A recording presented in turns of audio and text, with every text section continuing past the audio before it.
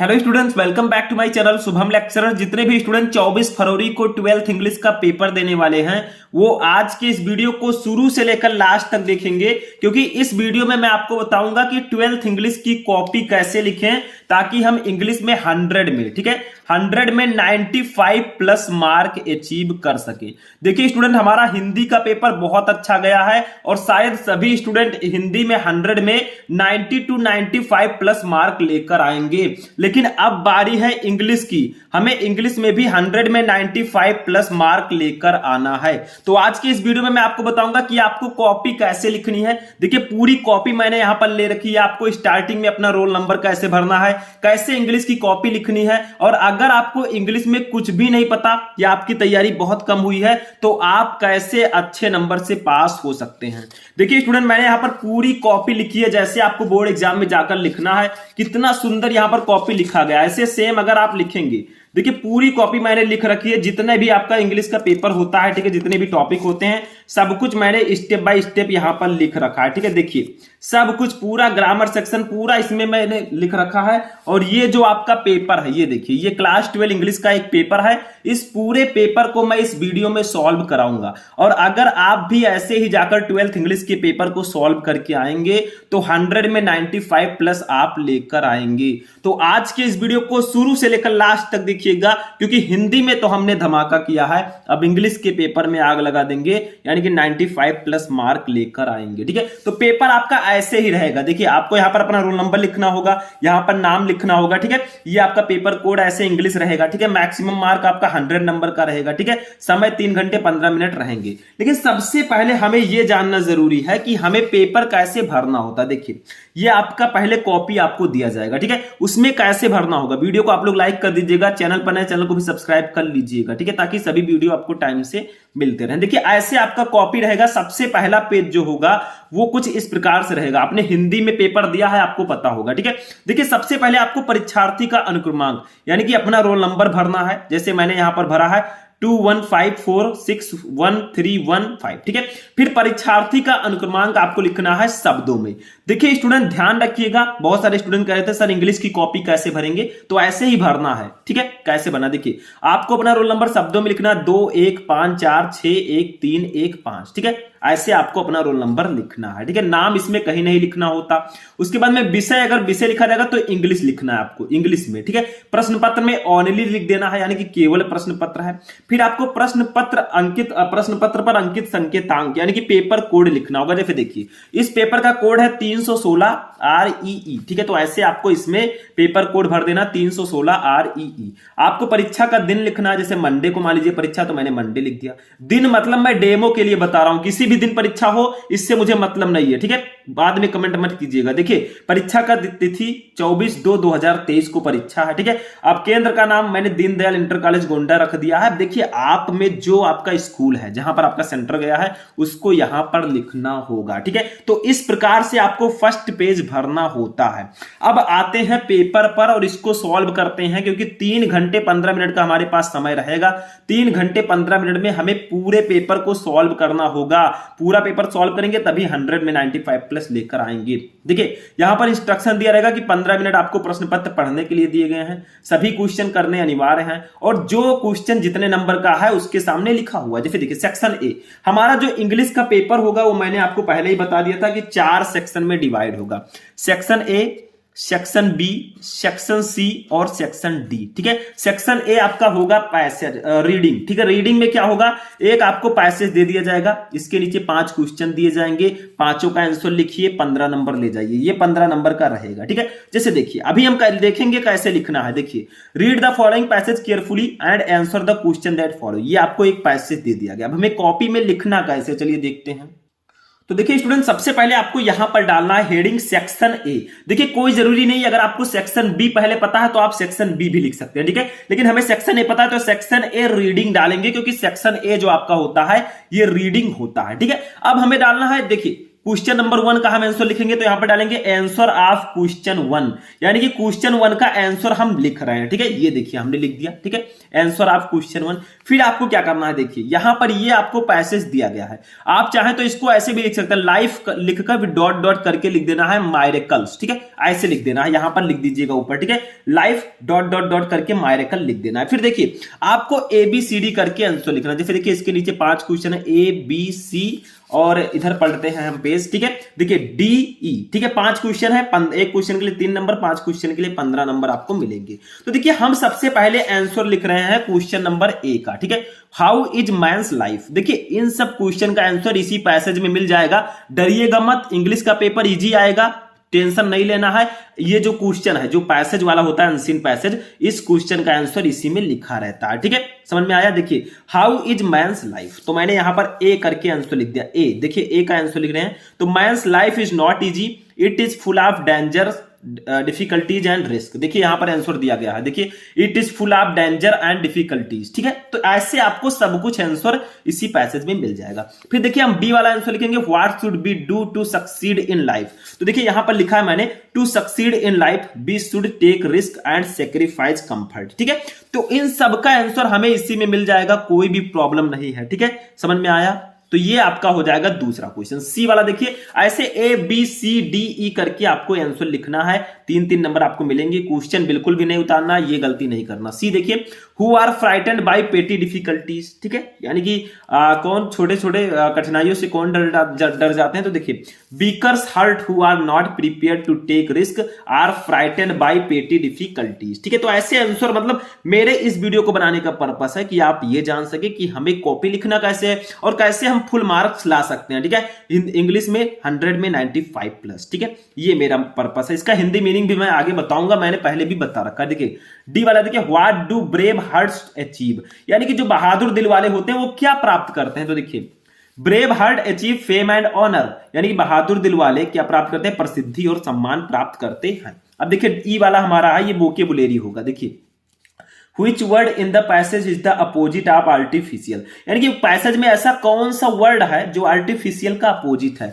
तो वो है नेचुरल। देखिए आर्टिफिशियल का मतलब होता है कृत्रिम और नेचुरल का मतलब होता है प्राकृतिक। ऐसे देखिए बी वाला हमारा क्या है, वो दूसरा, which word in the passage mean fear, यानी कि पैसेज में कौन सा वर्ड है जिसका मतलब फियर है, फियर का मतलब डर होता है। तो देखिए एफ्रेड, एफ्रेड का मतलब भी डर होता है। ठीक है, तीसरा देखिए, right the adjective form of मायरेकल, मायरेकल का एडजेक्टिव फॉर्म होगा मायरेकुलियस। ठीक है, तो ऐसे आपको ABCDE करके 5 क्वेश्चन का आंसर लिखना है, 15 नंबर हमारा क्लियर हो गया। ठीक है, तो क्या करना है, पहले पैसेज को ध्यान से पढ़ना है, उसके नीचे 5 क्वेश्चन रहेंगे, 5 का आंसर देना है, 15 नंबर क्लियर हो जाएगा। अब आते हैं सेक्शन बी पर, जो कि है राइटिंग। ठीक है, सेक्शन ए हमारा रीडिंग था 15 नंबर का, सेक्शन बी राइटिंग होगा। इसमें 2 चीजें आपको लिखना होगा, एक आर्टिकल और एक लेटर।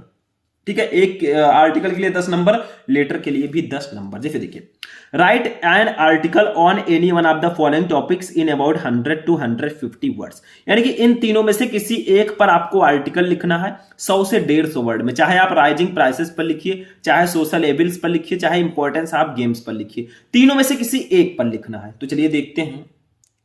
तो देखिए सबसे पहले हम हेडिंग डालेंगे यहां पर सेक्शन बी, कॉपी जब लिखेंगे तो सेक्शन बी हेडिंग डालेंगे। अब देखिए दूसरा क्वेश्चन का हम कौन सा लिख रहे हैं, ABC, हम सी वाला लिखेंगे, इंपॉर्टेंस ऑफ गेम्स। ठीक है, ऐसे हमें लिखना है। तो यहां पर डालेंगे आंसर सी ऑफ क्वेश्चन 2, यानी कि देखिए दूसरे का सी हम लिख रहे हैं तो आंसर सी ऑफ क्वेश्चन 2 ऐसे लिख देंगे। और हम लिख रहे हैं importance of games and sports, ये हम लिख रहे हैं आर्टिकल, तो ऐसे हेडिंग डालेंगे, नीचे अंडरलाइन भी कर सकते हैं। फिर इसके बारे में लिखना है कि हमें आर्टिकल में क्या लिखना होता है। देखिए आर्टिकल लिखना होता है और कैसे लिखना है, देखिए जिस प्रकार से मैंने लिखा है, पहले एक पैसेज मैंने लिखा, फिर दूसरा पैसेज देखिए मैंने लिखा, मतलब पैसेज पैसेज करके लिखना। ऐसा नहीं कि ऐसे एक सीरियल से लिखते चले जाएं, बीच में थोड़ा सा भी गैप ना हो, तो आर्टिकल अच्छा नहीं रहता। ठीक है, आर्टिकल दिखने में अच्छा लगना चाहिए। तो हमने लिख दिया games and sports are parts and parcel of our regular life, we should play more sports every day to keep our self healthy and fit, यानी कि आपको ऐसे लिखना है आर्टिकल। फिर आपको एक और पैराग्राफ ऐसे लिखना है, ऐसे ऐसे 2-3 पैराग्राफ्स में लिखना है। आगे देखिए और भी बहुत सारे पैराग्राफ हैं, उसको भी देख लीजिए, ठीक है। जैसे देखिए ये हमारा पैराग्राफ हो गया यहां से यहां तक, फिर यहां से यहां तक पैराग्राफ हो गया, ऐसे ये पैराग्राफ हो गया, ठीक है। तो जब भी आर्टिकल लिखे तो लगभग 2-3 पैराग्राफ्स में लिखना है। ऐसा नहीं है कि आप एक ही पैराग्राफ में पूरा आर्टिकल फिनिश कर दिए, तो वो गलत तरीका होगा, ठीक है। आर्टिकल लिखने का सही तरीका यही है। और आर्टिकल को याद नहीं किया जाता, बहुत सारे लोग कहते हैं सर आर्टिकल बता दीजिए वही याद कर दें। आर्टिकल को लिखिए, लिखने का प्रयास कीजिए, समझिए। याद करने से रटने से कोई चीज याद नहीं होगा। मान लीजिए आप रट करके वो नहीं आया तो क्या करोगे। लिखने का तरीका होना चाहिए, कैसे लिखना है, 2-3-4 पैराग्राफ्स में लिखना है, ठीक है। ये ध्यान रखिएगा, तो ये आर्टिकल राइटिंग हो जाएगा। चलिए नेक्स्ट देखते हैं क्या है।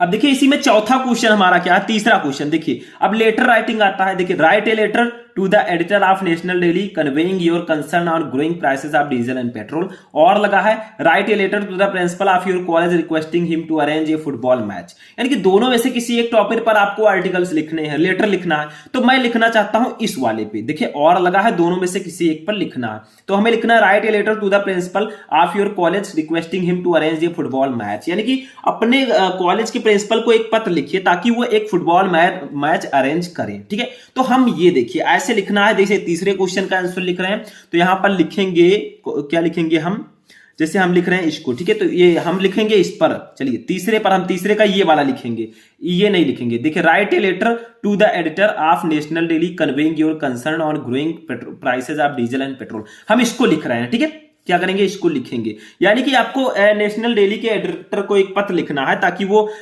डीजल और पेट्रोल के बढ़ते दाम पर दाम के लिए, ठीक है। तो यहां पर हमने लिखा है आंसर ऑफ क्वेश्चन 3। देखिए तीसरे का आंसर लिख रहे हैं तो आंसर ऑफ क्वेश्चन 3 लिखेंगे।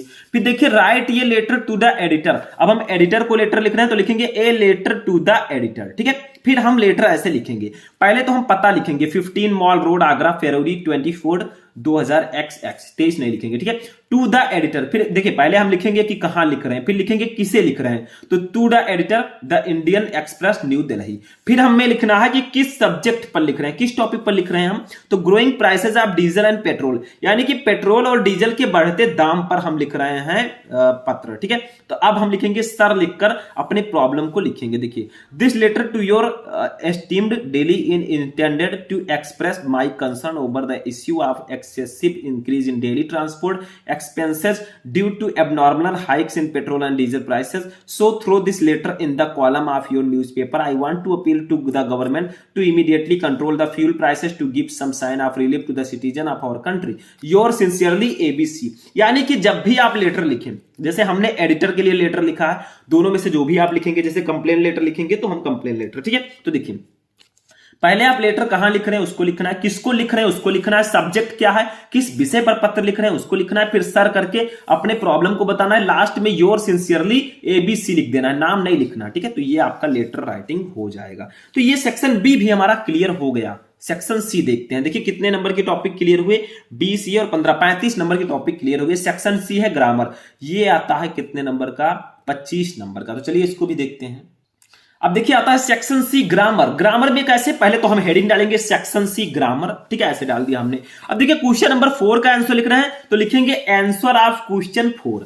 अब देखिए इसमें ABCD करके ऑप्शनल क्वेश्चन दिए गए। जैसे देखिए ए गवर्नमेंट बाय वन पर्सन, यानी कि किसी एक व्यक्ति द्वारा चलाई गई सरकार, उसे हम लोग बोलते हैं ऑटोक्रेसी। तो 4th वाला ऑप्शन राइट होगा, ठीक है। ऐसे है ये फूल्स पैराडाइज, काल्पनिक आनंद, तो इसका तीसरा सही होगा to live in a state of enjoyment based on false belief और होप्स। ये आपका वन वर्ड सब्स्टिट्यूशन है, ये आपका आइडियम्स एंड फ्रेजेस है। ये सिनोनिम आ गया, देखिए the synonym of cruel is, cruel का सिनोनिम्स क्या होगा, मर्सीलेस, ठीक है। ऐसे देखिए हमारा Mohan is more taller than Ram, इसमें गलती क्या है, तो देखिए टैलर ऑलरेडी है, इसमें मोर लगाने की जरूरत नहीं है, तो मोर में गलती है, ठीक है। ऐसे ई देखिए the antonym of optimistic is, इसका पेसिमिस्ट हो जाएगा। तो मतलब आपको जैसे ए, हमने ए यहां पर आंसर ए का कौन सा सही है, देखिए चौथा सही है ऑटोक्रेसी। तो हमने लिखा आंसर ए का चौथा सही है ऑटोक्रेसी। पहले आपको आंसर ऑफ क्वेश्चन 4 डालना है, फिर इसका ABCD हमें आंसर लिखना है। तो आंसर ए का चौथा सही है ऑटोक्रेसी। अच्छा देखिए आंसर बी का तीसरा सही है to live in a state of enjoyment. तो यहां पर लिखेंगे आंसर बी का तीसरा सही है to live in a state of enjoyment based on false beliefs और होप्स। ठीक है, ऐसे आपको आंसर ए बी करके लिखना है। ऐसे सी देखिए, the synonym of cruel is, cruel का सिनोनिम क्या होगा? फर्स्ट सही है मर्सीलेस, तो आंसर सी का फर्स्ट मर्सीलेस। ठीक है, ऐसे देखिए आंसर डी हमारा Mohan is more taller than Ram, इसमें गलती क्या है? मोर में, तो फोर्थ सही है, तो आंसर डी का फोर्थ सही है मोर। ठीक है, ऐसे ऐसे गलती हमें लिखना है। अब देखिए ऐसे ई में the antonym of optimistic, optimistic का एंटोनिम क्या होगा? पेसिमिस्ट, तो आंसर ई का हमारा थर्ड सही है पेसिमिस्ट। ठीक है, तो ऐसे गलतियां, ऐसे आपको ऑप्शन सही करने होंगे, मतलब आंसर क्वेश्चन नंबर 4 का ए बी सी डी करके हमें ई करके दिया गया। ठीक है, तो जो सही है उसको हमें लिखना है। चलिए आगे बढ़ते हैं नेक्स्ट। तो देखिए अभी हमारा ग्रामर पोर्शन फिनिश नहीं हुआ, अभी 5 नंबर क्वेश्चन है। 5 में हमें direct, indirect, synthetic, transformation, syntax और आपका ये सब होमोफोन्स देखने को मिलेंगे। तो देखिए 5 का ए है, change any one of the following to indirect speech, यानी कि 2 क्वेश्चन है, किसी एक को इनडायरेक्ट में कन्वर्ट कीजिए। तो हम पहले क्या लिखेंगे? आंसर ए आप answer of question 5, answer of question 5 हमने लिख दिया।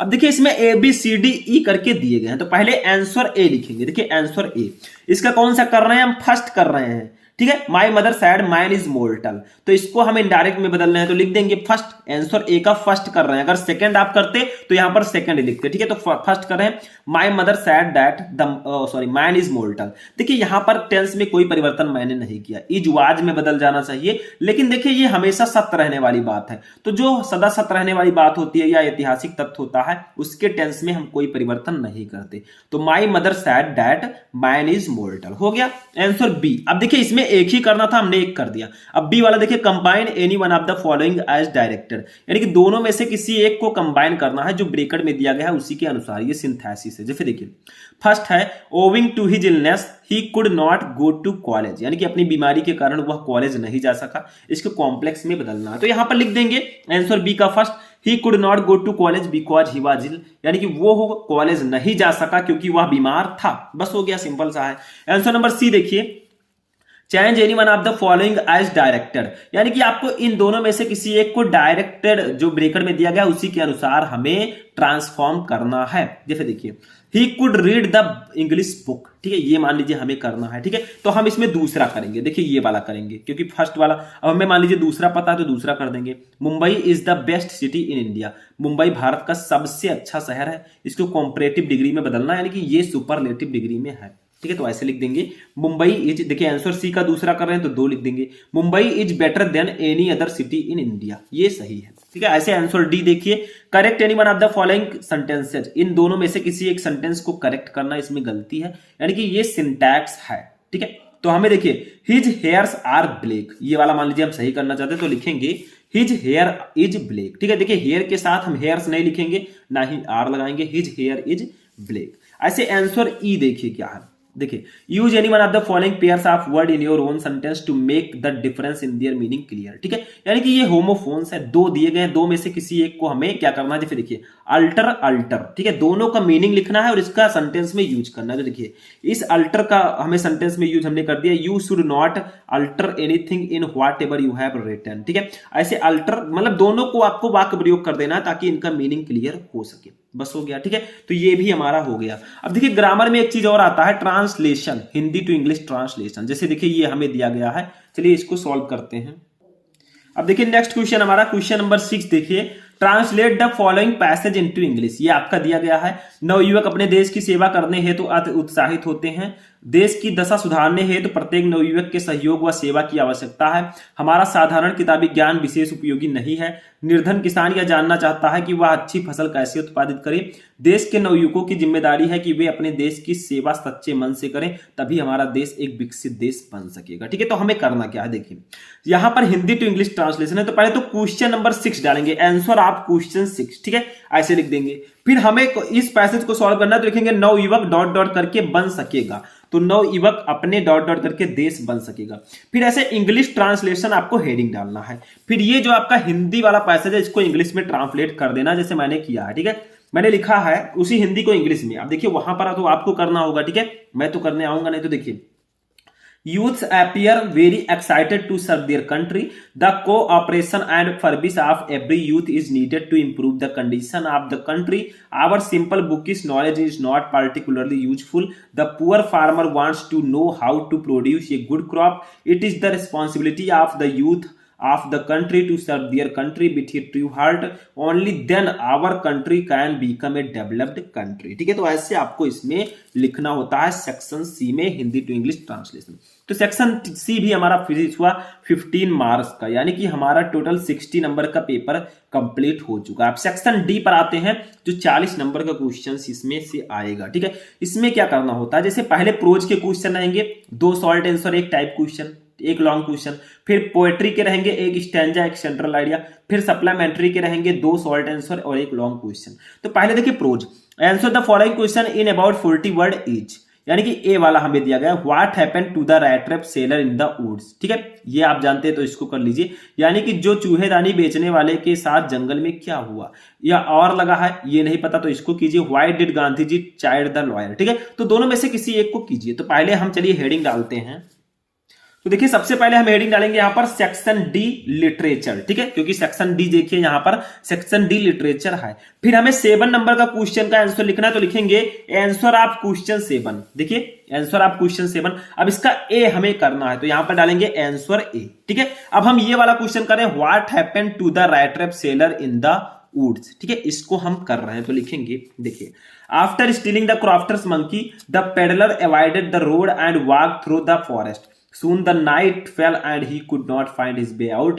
He walked and walked without coming to the end of the wood. He finally realized that he was walking round the same spot. This made him frustrated and tired. ठीक है, बस हो गया। अच्छा देखिए बी वाला हमें लिखना होगा। बी वाला हमारा क्वेश्चन क्या है, Why did the peddler consider word as a rat trap? ठीक है, यानी कि पेडलर को ऐसा क्यों लगा, फेरी वाले को ऐसा क्यों लगा कि ये पूरी दुनिया एक चूहेदानी है। तो देखिए 2 क्वेश्चन रहेंगे, मतलब इसमें 2 है एक ही करना, इसमें 2 है एक ही करना है। ठीक है, आपको 8 नंबर मिलेगा, एक के लिए 4 एक के लिए 4। ठीक है, तो चलिए इसका लिखते हैं, हम लिखेंगे the peddler consider the whole world as a big rat trap, its sole purpose being to set baits for people, the joy and riches of this world are nothing but tempting bats and anyone who is tempted by them was captured by the rat trap which completely closed in on him। ठीक है, तो ये हमारा question इसका answer हो चुका है। ठीक है, अब हम देखेंगे अपना लास्ट। देखिए इसमें अब हमारा एक चीज और है, उसको भी देख लेते हैं एटलीस्ट में। ठीक है, सेक्शन जो आपका डी है इसमें प्रोज का एक लॉन्ग क्वेश्चन भी रहेगा। देखिए ये क्वेश्चन नंबर 8। ठीक, answer any one of the following question in about 80 word, यानी कि आपको 2 क्वेश्चन दिए जाएंगे, किसी एक क्वेश्चन का आंसर आपको 80 शब्दों में देना होगा, 7 नंबर मिलेगा। ठीक है, तो इसको भी हमने लिखा, चलिए इसको देखते हैं। तो देखिए यहां पर हमारा ये क्वेश्चन नंबर 8 है, तो यहां पर हेडिंग डालेंगे आंसर ऑफ क्वेश्चन 8। ठीक है, अब हम कर रहे हैं इसमें से ए वाला, ए बी 2 दिया गया है तो आंसर ए लिखेंगे, हम ए वाला कर रहे हैं। What was the scene inside the class when Franz reached the school? यानी कि जब फ्रेंच स्कूल पहुंचा तो क्लास के अंदर का दृश्य कैसा था। तो देखिए when Franz reached the school, the scene inside the class was unusually very quiet.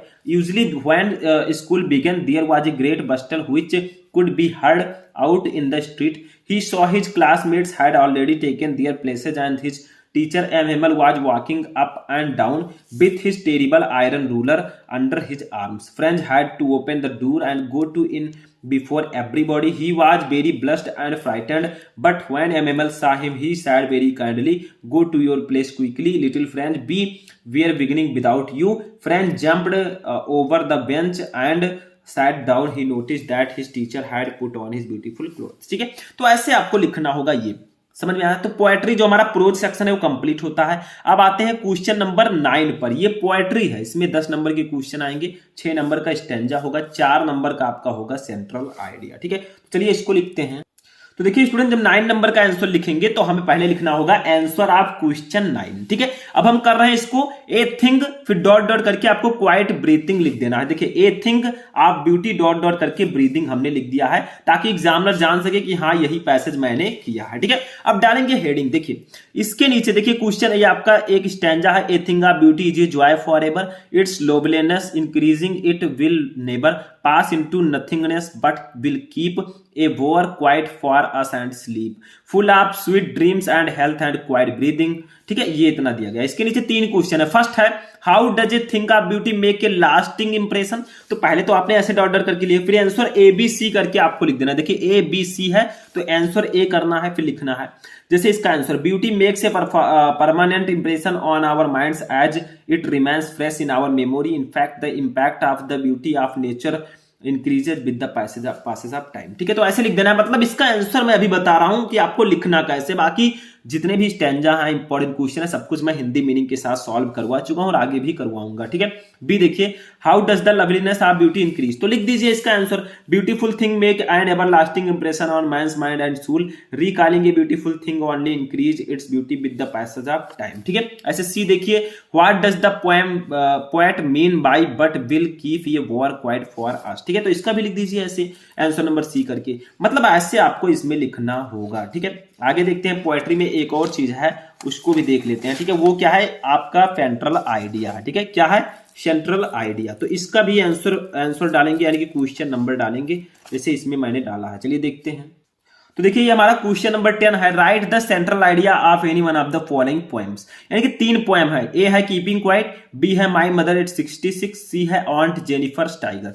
तीनों में से किसी एक टॉपिक पर आपको सेंट्रल आइडिया लिखना होगा। ठीक है, किसी एक पर। तो हम लिख रहे हैं माई मदर एट 66। तो पहले आंसर आप क्वेश्चन 10 डालेंगे, फिर इसका बी वाला हम लिख रहे हैं माई मदर एट 66, तो ऐसे बी लिख देंगे माई मदर एट 66। ठीक है, फिर सेंट्रल आइडिया हेडिंग डालेंगे। देखिए दो again is a natural process at the fear of separation from your loved and near ones is very painful. The poem talks about the feeling of loneliness that aged people experience and the feeling of guilt which their offspring experience for not being able to be with their parents in their old age. The poem also explores the feeling of melancholy and pain that a daughter experience while leaving her mother all by herself at a ripe old age। ठीक है, ऐसे लिख देना है central idea. हमने लिख दिया, इसका भी 4 मार्क्स के लिए। कौन कौन से सेंट्रल आइडिया इंपॉर्टेंट है देखिए, keeping quiet, my mother eight 66 और एक है द थिंक ऑफ ब्यूटी। इन तीनों का सेंट्रल आइडिया आप याद कर लीजिए, ए थिंक ऑफ ब्यूटी। ठीक है, तो ये हमारा पोएट्री का 10 नंबर हो गया। अब आते हैं सप्लीमेंट्री रीडर पर 15 नंबर के क्वेश्चन रहेंगे।